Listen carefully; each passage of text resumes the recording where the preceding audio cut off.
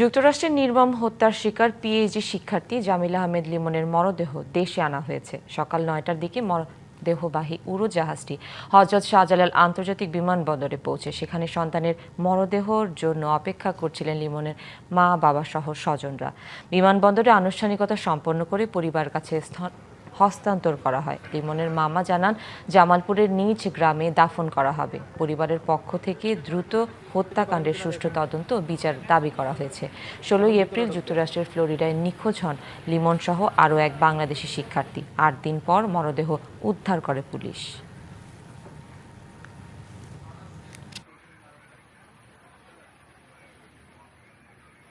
আমরা চেষ্টা করেছি প্রবাসী কল্যাণ মন্ত্রণালয়ের সাথে সমন্বয় করে যত তাড়াতাড়ি সম্ভব আমাদের লিমনের মরদেহ আমরা দেশে ফিরে আনতে পারি। লিমনের সাথে আরও একটি মেয়ে আমাদের বাংলাদেশের সন্তান বৃষ্টি ও নিহত হয়েছে। রিসেন্টলি আমরা জানতে পেরেছি যে বৃষ্টির মরদেহ শনাক্ত করা গেছে এবং তারও সেটাও আমরা যাতে আমরা খুব শীঘ্রই ফেরত আনতে পারি সেই কার্যক্রম চলছে, কাজ চলছে।